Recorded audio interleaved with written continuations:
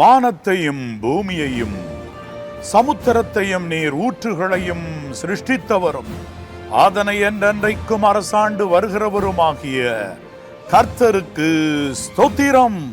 கர்த்தருடைய பரிசுத்த நாமத்துக்கு ஸ்தோத்திரம். கர்த்தருடைய பரிசுத்த நாமத்துக்கு ஸ்தோத்திரம். ஆம், என் அன்பு சகோதர சகோதரிகளே, உங்கள் யாவரையும் ஆண்டவர் இயேசு கிறிஸ்துவின் நாமத்தினால் அன்போடு கூட வாழ்த்துவதில் நான் மிக்க மகிழ்ச்சி அடைகிறேன். பிதா, குமாரன், ஆவியானவருக்கு நான் நன்றி சொல்லுகின்றேன். சங்கீதம் 27:13 தாவீதின் சங்கீதம் இது. தாவீது சொல்வதை கவனியுங்கள். நானோ ஜீவனுள்ளோர் தேசத்திலே கர்த்தருடைய நன்மையை காண்பேன் என்று விசுவாசியாதிருந்தால் கெட்டு போயிருப்பேன். என் அன்பு தேவனுடைய பிள்ளைகளே, சங்கீதக்காரனாகிய தாவீது சவுலின் கைக்கு தப்பி ஓடிக்கொண்டிருந்த நாட்கள் ஒன்றிலே அவர் வைத்திருந்த விசுவாசம், அதாவது தேவன் பேரில் அவர் வைத்திருந்த விசுவாசம், கர்த்தர் தன்னை எப்படியும் எல்லா விதத்திலும் சேர்த்துக் கொள்வார் என்று அதற்கு முந்தின வசனங்களில் பாருங்கள். 10ஆம் வசனத்தில், என் தகப்பனும் என் தாயும் என்னை கைவிட்டாலும் கர்த்தர் என்னை சேர்த்துக் கொள்வார். இந்த அவருடைய விசுவாசம், நான் ஜீவனுள்ளோருடைய தேசத்தில் நன்மையை, கர்த்தருடைய நன்மையை காண்பேன். ஜீவனுள்ளோருடைய தேசத்தில் கர்த்தருடைய நன்மையை காண்பேன் என்று அவர் விசுவாசித்தார், காற்றுக்குள்ளே ஓடிக்கொண்டிருக்கிற பொழுதும் என்று நான் எண்ணுகிறேன். ஆம், என் அன்பு தேவனுடைய பிள்ளைகளே, அப்படியானால் இன்றைக்கு நம்முடைய வாழ்க்கையில் கூட ஒரு விசுவாசம் இருக்கணும். என்ன?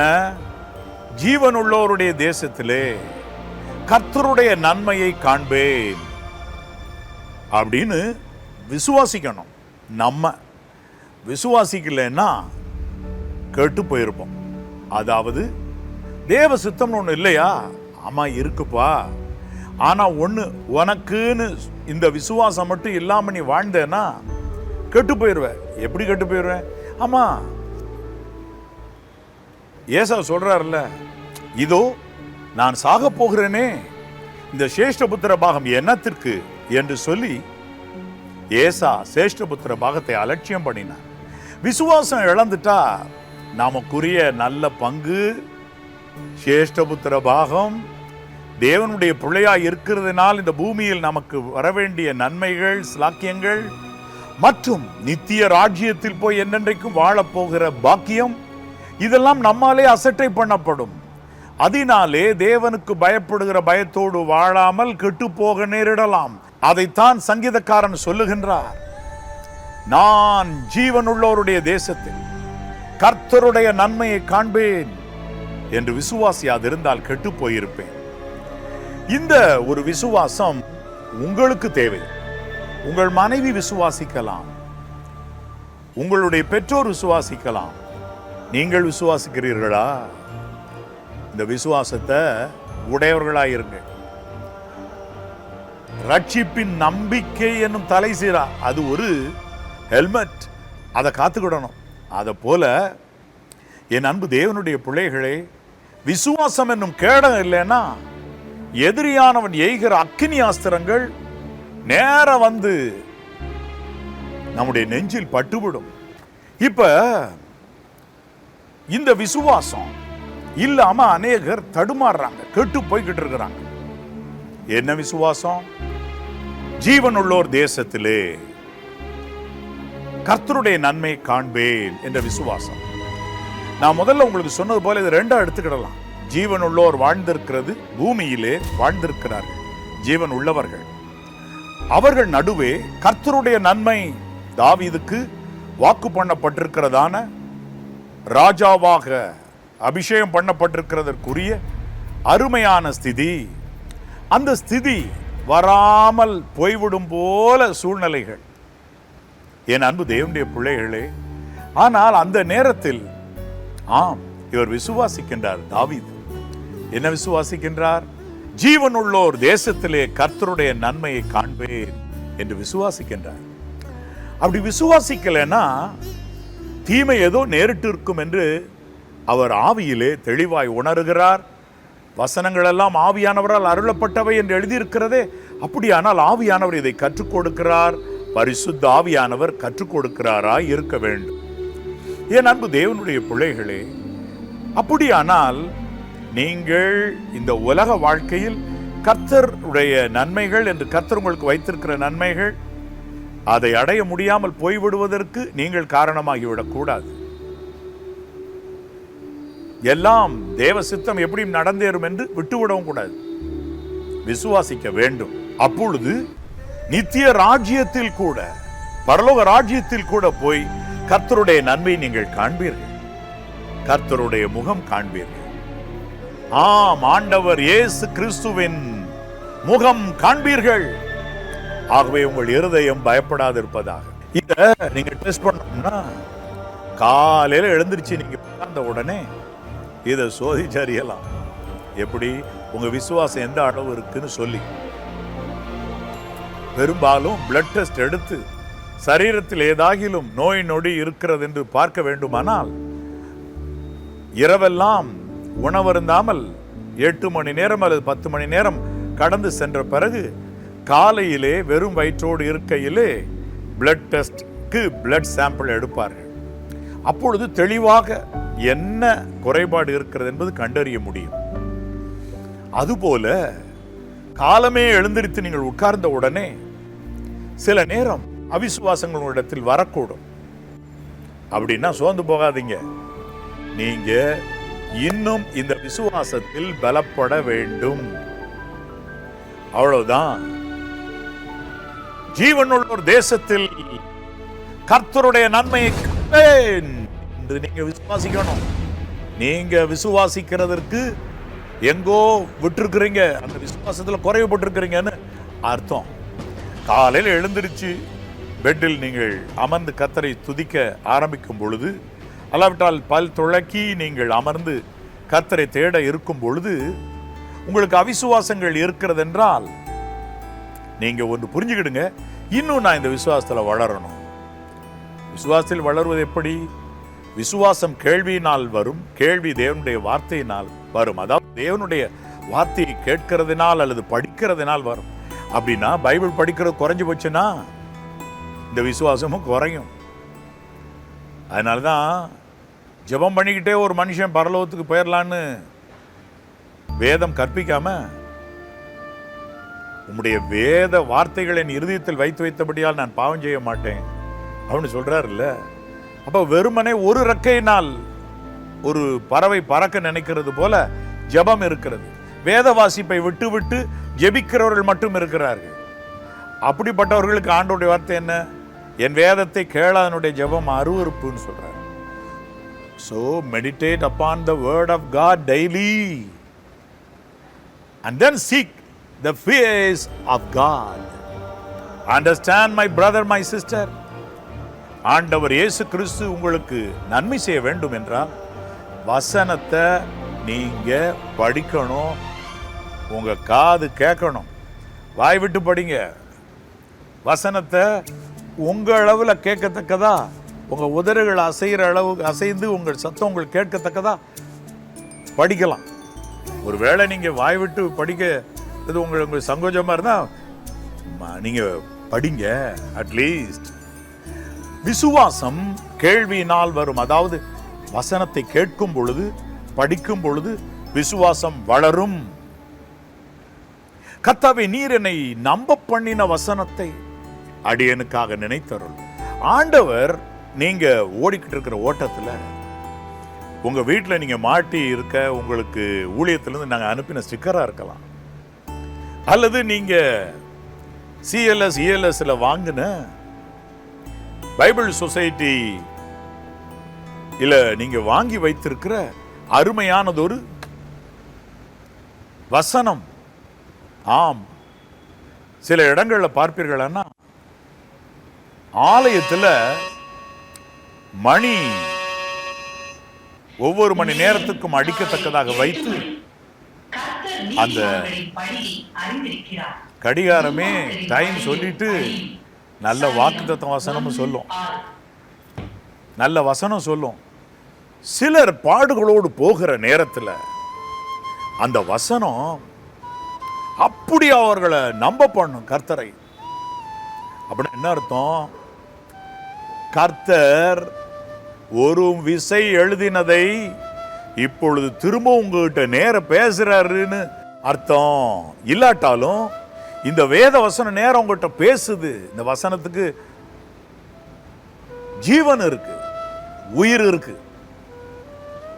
இந்த தேவனுடைய வார்த்தை ஜீவனும் வல்லமை உள்ளதா இருக்கிறது. இது தானாவே கூட செயல்படுது.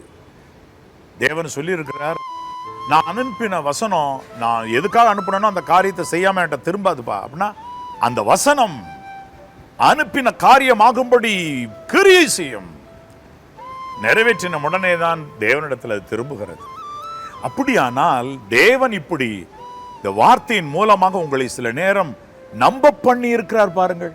அந்த வசனம் அந்த வசனத்தின் மூலமாக உங்கள் விசுவாசம் பெருக வேண்டும், பெருகும். ஓகே, இன்னொரு விதத்தில் எப்படி விசுவாசம் பெருகுகிறது? காணப்படாதவைகளை குறித்த நிச்சயம் விசுவாசம் எனப்படுகிறது. விசுவாசம் என்பது காணப்படாதவைகளை குறித்த நிச்சயம். ஆம், இன்னமும் நீங்கள் பரலோகத்தை பார்க்கவில்லை, ஆனால் நீங்கள் நம்புகிறீர்கள் அல்லவா, விசுவாசிக்கிறீர்கள் அல்லவா? ஆம், அதுதான் விசுவாசம்.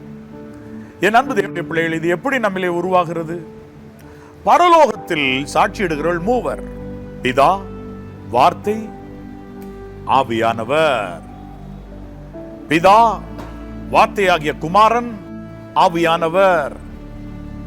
இப்ப இம்மூவரும் பரலோகத்தில் சாட்சியிடுகிறார்கள். என்ன சாட்சியிடுகிறாங்க? ஆதி முதலாய் நான் உங்களிடத்தில் வைத்த அன்பு, அநாதி சிநேகம், அது பெரியதுப்பா. நான் உங்களை திக்கற்றவர்களாய் விடேன். இதெல்லாம் அவருடைய உள்ளத்தில் அந்த வார்த்தைகள் ஓடுகிற பொழுது பரலோகம் முழுவதிலும் அது அப்படியே உணரப்படுகிறதா இருக்கலாம். பரலோகத்தில் ஒரு சாட்சி. இப்ப நம்ம இது எந்த நேரம், சில நேரங்களில் சிக்காகி படுத்திருக்கிறவங்க ஹாஸ்பிட்டலில் கேட்பாங்க, இது என்ன டைமுங்க? 8 மணிப்பா. 8 மணி காலையிலையா நைட்டா? பா பாரு, இருட்டிருச்சுல, மாலை இரவு 8 மணி. இரவுக்கு சாட்சியாக இருள் இருப்பது போல, பகலுக்கு சாட்சியாக வெளிச்சம் இருக்கிறது போல, ஆம், இதை போல பரலோகத்தில் சாட்சியிடுகிறவர்கள் மூவர். இந்த பரலோகத்தில் சாட்சியிடுகிறவர்கள் ஆதி முதலாய் நடந்ததற்கு சாட்சியாக இருக்கின்றனர். ஆகவே இந்த சாட்சியை உடையவர் தேவன், அவருடைய குமாரன், ஆவியானவர்கிட்ட இருந்து கிரணங்கள் புறப்படுகின்றன. தேவனுடைய கிரணங்கள் என்று வேதம் ஒரு இடத்தில் சொல்லுகிறதை நாம் படித்திருக்கிறோம் அல்லவா? ஒளி கதிர்கள், கிரணங்கள், அது நம்மை நோக்கி வருகிறது. ஆரம்ப காலங்கள் எல்லாம் ஒரு ஊர்ல சர்க்கஸ் கொண்டு வந்து போட்டாங்கன்னா சுற்று கிராமங்களுக்கெல்லாம் போய் சர்க்கஸ் நடக்குது, சர்க்கஸ் நடக்குதுன்னு சொல்லிட்டு இருக்கிறதுக்கு பருதெல்லாம் பெரிய ஒரு ஷார்பி லைட்னு ஒன்று வச்சிருப்பாங்க. அந்த பெரிய லைட், மெகா லைட்டை வந்து ஆன் பண்ணா அது எல்லா பக்கத்திலையும் சுற்றுவாங்க அதை வைத்து. அப்போ மற்ற ஊர்களில் இருக்கவங்களாம், என்னடா இது ஒரு ஒளி வந்துட்டு போகுது, இது என்ன அப்படின்னு கேட்பாங்க. அப்ப தெரிஞ்சவங்க சொல்லுவாங்க, சர்க்கஸ் நடக்குதுயா அந்த ஊர்ல. அப்ப அது போல இது சர்க்கஸ் நடைபெறுகிறது என்ற சாட்சியை கொடுக்கிறது ஒரு ஒளி கதிர், ஒரு ஒளி கிரணம் கதிர். அது போல தேவனுடைய பிள்ளைகளே, தேவனிடத்திலிருந்து வருகிற அந்த ஒளி கதிர்கள், அல்லாவிட்டால் அவருடைய கிரணங்கள், தேவன் ஒளியா இருக்கிறார் அல்லவா? நான் உலகத்துக்கு வெளிச்சமாய் இருக்கிறேன், ஒளியாய் இருக்கிறேன் என்பதாய் ஆண்டவர் சொல்லுகிறதை அறிந்திருக்கிறோமே. அந்த கிரணங்கள் வந்து நம்மேல் மோதும் பொழுது நம்முடைய விசுவாசம் பலமாய் நிற்கிறது. அதை தெளிவாய் புரிந்து கொள்ள வைப்பது வசனம். ஆகவே அநேக தீர்க்க தரிசன வசனங்கள் ஆகிய வேத வாக்கியங்களாகிய சத்தியங்கள் அடங்கிய பரிசுத்த வேதாமத்தை குறித்து அழகாய் பேதுரு சொல்லும்போது சொல்லுகிறார், நான் பரிசுத்த பர்வதத்தில் ஆண்டவர் அருகாமையிலே இருந்து, இவர் என்னுடைய நேசகுமாரன், இவரில் பிரியமாயிருக்கிறேன் என்று சொன்னதை நாங்க கேட்டோம். ஆனா அதை விட அதிக உறுதியான வசனம் நம்ம இருக்குங்கன்னு சொல்றாரு. எப்படி? தேவனே குரல் கொடுத்து பேசுற போதும் அதையும் தாண்டி அதிக உறுதியான வேத வசனம், தீர்க்க தரிசன வசனம், சத்திய வசனம் நம் கைகளில் இருக்கிறது.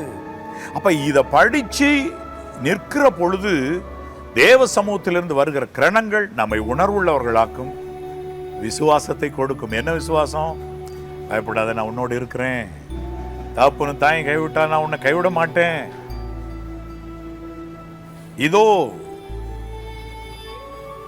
எல்லா தீமையினின்று உன்னை ரட்சித்து பரமராஜ்யத்தை அடையும்படி காப்பாற்றுவேன். வழுவாமல் உன்னை காப்பேனப்பா அப்படின்னு தேவன் அங்கு பரலோகத்தில் எடுகிற, அவருடைய உள்ளத்தில் சொல்லிக் கொள்கிற அந்த வார்த்தைகள் அப்படி வந்து நம்மை தாங்குது பாருங்க. விசுவாசம் பெருகுகிறது. அதனால் நாம் சொல்லுகிறோம், ஜீவனுள்ளோருடைய தேசத்தில் கர்த்தருடைய நன்மையை காண்பேன். இவ்வாறு நான் விசுவாசிக்காவிட்டால் கெட்டு போயிருப்பேன் என்று சங்கீதக்காரன் சொல்லுகிறதுனால் விசுவாசம் மிகவும் அவசியம். அன்புக்கும் விசுவாசத்துக்கும் போட்டி வச்சா எது ஜெயிக்கும்? விசுவாசமா அன்பா? வேதம் நிறைவாக சொல்லிவிட்டது. விசுவாசம், நம்பிக்கை, அன்பு, இம்மூன்றில் அன்பே பெரியது.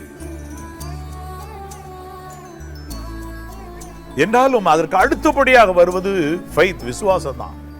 ஏன்னா விசுவாசம் இல்லாமல் தேவனுக்கு பிரியமாகவே இருக்க முடியாது இல்லையா? விசுவாசம் உடையவர்களாக இருங்கள். இந்த உலகத்துல உங்களுக்குன்னு கர்த்தர் வச்சிருக்கிற நன்மைகள் பல உண்டு. வாக்கு பண்ணியிருக்கிறார். உன் மனைவி உன் வீட்டோரங்களில் கனிதரும் திராட்சை கொடியை போல் இருப்பாள், உன் பிள்ளைகளின் பிள்ளைகளை காண்பாய் எல்லாம் சொல்லியிருக்கிறாரா இல்லையா? அப்புறம் என்னமோ நோய் இருக்குது, செத்து போவேன் அப்படின்லாம் நீங்க சொல்லிக்கிட்டே இருக்கீங்களே, நிறுத்துங்க. Just believe God. Just believe the Lord Jesus Christ. ஆம், ஆண்டவர் இயேசு கிறிஸ்துவை, உலகநாதராம் மீட்பர் இயேசு கிறிஸ்துவை விசுவாசியுங்கள். சிலுவையில் அவர் உங்களுக்காக சிந்தின இரத்தத்தின் வல்லமை பெரியது, பெரியது. ஆண்டவர் இயேசு கிறிஸ்துவின் இரத்தம் எவ்வளவு பெரிதென்று புரிந்து கொள்ள ஒரு வசனம் நமக்கு கற்பிக்கிறது. அதை எப்படி படிக்கிறோம் வேதாமத்திலே? தேவன் தம்முடைய சுய ரத்தத்தினால் சம்பாதித்த சபை. எப்படி? ஆண்டவர் இயேசு கிறிஸ்துவின் ரத்தம் அப்ப blood of God. யா, தேவனுடைய குமாரன் என்றால் வாவ், ஆம், தேவனுடைய குமாரனுடைய ரத்தம். அது என்ன அப்படின்னு ஆவியானவர் விளக்கி சொல்றாரு. தேவ குமாரனுடைய ரத்தம் அது தேவனுடைய ரத்தம் தானப்பா. புரியலையா உனக்கு? தேவன் மாம்சத்துல வெளிப்பட்டார்னு புரியலையா உனக்கு? தேவகுமாரன் வந்து பூமியிலே பிறந்தாருன்னு உனக்கு புரியலையா? அப்ப அந்த ரத்தத்தை தேவன் தம்முடைய சுய ரத்தத்தினால் சம்பாதித்த சபைன்னு எழுதியிருக்கு. அதனால விசுவாசிங்க, தேவனால் எல்லாம் கூடும். ஆண்டவர் இயேசு கிறிஸ்துவின் ரத்தத்தினால் எல்லாம் கூடும். ஆட்டுக்குட்டியானவருடைய ரத்தத்துல உங்கள் வஸ்திரத்தை தோய்த்து விழுங்க. ஆட்டுக்குட்டியின் ரத்தத்தினாலே சாத்தானை ஜெயிங்க. நோய்களையும் ஜெயிக்கலாம். அப்புறம் எது உங்களை ஜெயிக்கும்? முற்றிலும் ஜெயம் கொண்டவர்களா நீங்க இருக்கலாம். சரியா? ஒரு சிறு ஜெபம் செய்வோமா? என் அன்புள்ள பரிசுத்த பரலோக பிதாவே, ஜீவனுள்ளோருடைய தேசத்தில் கர்த்தருடைய நன்மையை காண்பேன் என்று விசுவாசியாதிருந்தால் இவ்வுலகத்திலும் சரி அவர்கள் நன்மை கண்டடைய முடியாது. மேலும் பரலோக ராஜ்யத்தை போய் எப்படி அடைய முடியும்? கர்த்தாவே, நீர் அவர்களுக்கு பரலோகத்தில் வைத்திருக்கிற நன்மை, கர்த்தருடைய நன்மை அவர்கள் காண வேண்டுமானால் விசுவாசிக்கட்டும். இன்று முதல் உம்முடைய பிள்ளைகளை பிழைப்பூட்டுவீராக. மீட்பர் இயேசு கிறிஸ்துவின் நாமத்தினால் நன்றி சொல்லி மனத்தாழ்மையோடு இந்த ஜெபத்தை ஏறெடுக்கிறேன் பிதாவே. ஆமென், ஆமென், ஆம், என் அன்பு தேவனுடைய பிள்ளைகளே, மற்றவருடைய விசுவாசத்தின் மேல உங்க வீட்டை கட்டாதீங்க. தன் விசுவாசத்தினால் நீதிமான் பிழைப்பான். நீதிமானா இருந்தாலும் தன் விசுவாசத்தினால தான் பிழைப்பான்னு வசனம் சொல்றது ஞாபகத்துக்கு இல்லையா? விசுவாசிங்க, ஜஸ்ட் பிலீவ் இட்.